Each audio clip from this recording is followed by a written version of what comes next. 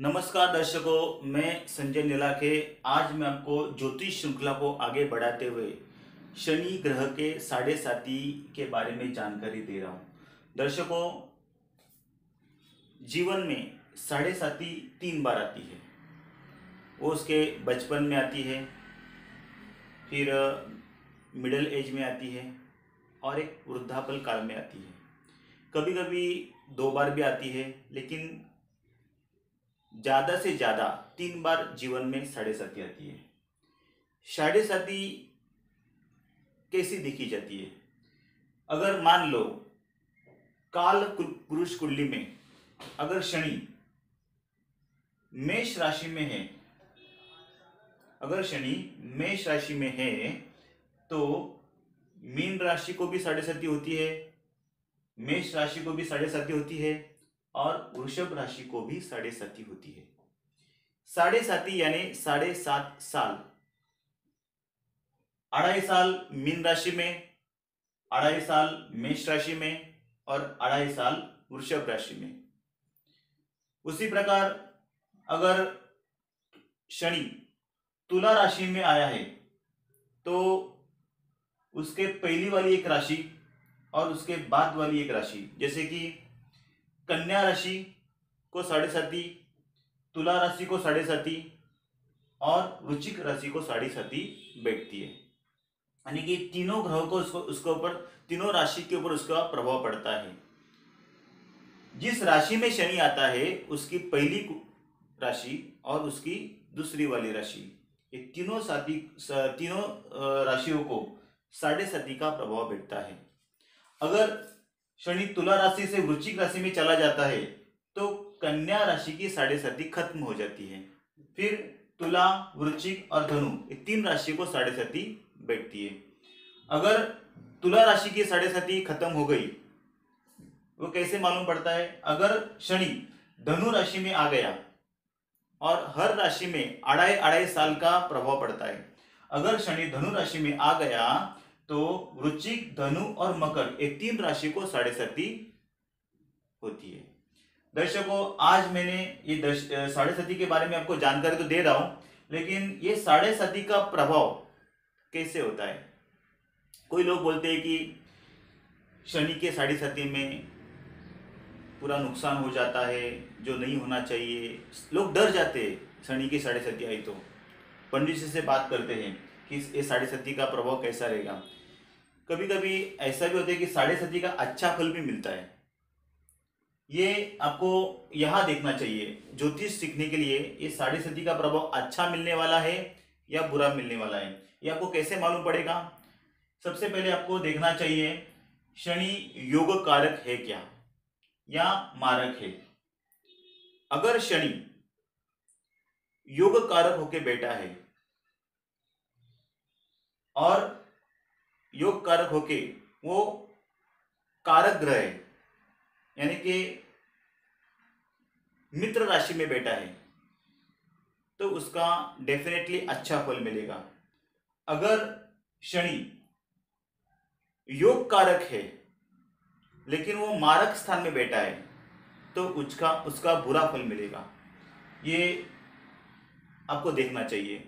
किसी का भी फलादेश करने के बारे में अगर आपको शनि के बारे, साढ़े साथी के बारे में देखना है तो वो देखना चाहिए कि शनि योग कारक है या मारक है क्या बाधक है, ये आपको देखना चाहिए। फिर उसकी अवस्था कैसी है, वो बाल्य अवस्था में है या कुमार अवस्था में है, युवा अवस्था में है या वृद्ध या मृत अवस्था में है।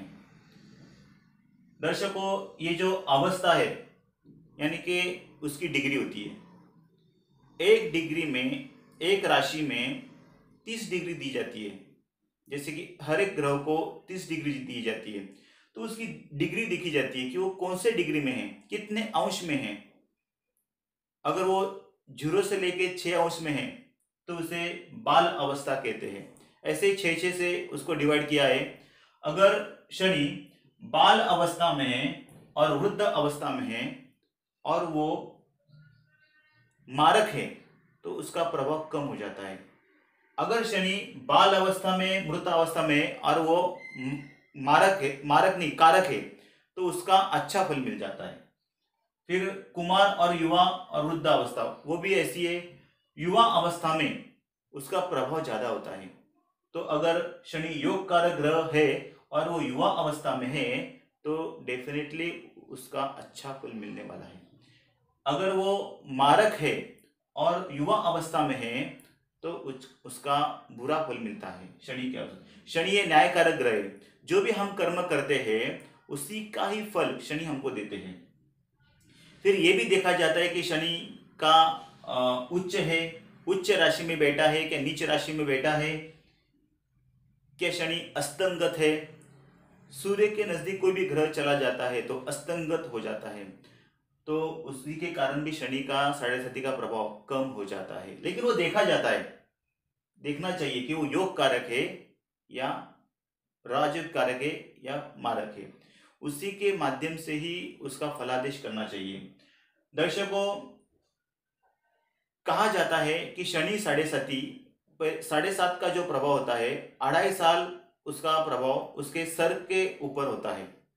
फिर दूसरा 2.5 साल का जो प्रवास होता है शनि का, वो है उसके शरीर के ऊपर होता है। और तीसरा जो प्रभाव होता है वो उसके पैर के ऊपर होता है। और जीवन में जो 3 बार साढ़े साथी आती है, एक साढ़े साथी उसके बचपन में आती है तो उसको पढ़ाई में और माता पिता के संबंध में बाधाएं उत्पन्न कर देती है, पढ़ाई में दिक्कत आती है। अगर साढ़े साथी मारक है, योग कारक नहीं है, तो अगर योग कारक है तो अच्छा भी फल देगी। अगर दूसरी साढ़े साथी आती है, वो आती है उसके टीन एज में, नहीं तो फिर युवा अवस्था में। युवा अवस्था में अगर साढ़े साथी आती है तो अगर वो योग कारक है तो वो उसे आर्थिक फल का लाभ भी हो जाता है, धन की प्राप्ति भी हो जाती है, नौकरी जॉब हर कार्य में उसको सफलता मिल जाती है। अगर वो मारक है और नीच अवस्था में है, नहीं तो फिर शनि जो शत्रु राशि में बैठा है तो उसका बुरा भी फल मिलता है, आर्थिक नुकसान भी हो सकते हैं, हर जगह से उसको संकटों का सामना करना पड़ सकता है।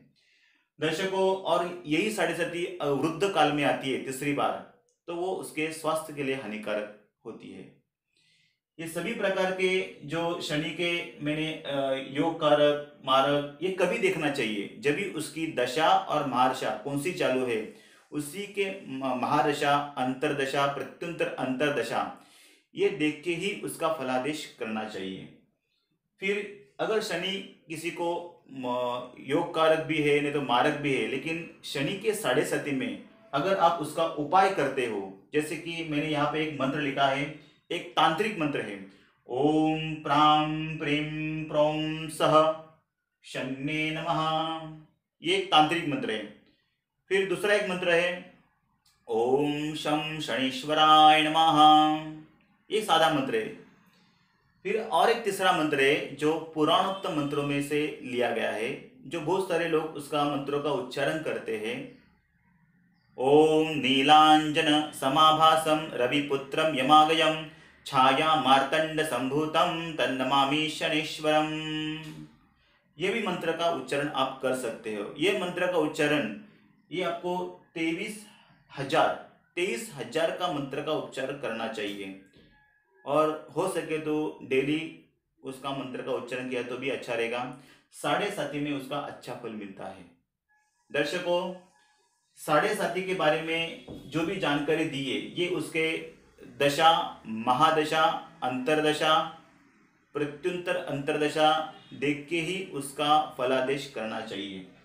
साढ़े साथी शनि के साढ़े साथी में देखना चाहिए कि काल पुरुष कुंडली में शनि मकर राशि का स्वामी है और कुंभ राशि का स्वामी है, और ये दोनों राशि एक कर्म स्थान है और एक लाभ स्थान है, यानी कि कर्म का फल और उसका लाभ ये दोनों इस माध्यम से, यानी शनि अपने कर्म फलदाता है, तो इसी के कारण शनि के साढ़े साथी में अपने कर्मों के हिसाब से ही अपने को फल मिलता है, क्योंकि ये कर्म स्थान और ये लाभ स्थान, कर्मों का लाभ कैसे रहेगा, अगर अच्छा कर्म किया रहेगा तो अच्छा फल तो मिलना ही है, अगर बुरा कर्म किया रहेगा तो उसका फल भी वैसे ही मिलने वाला है।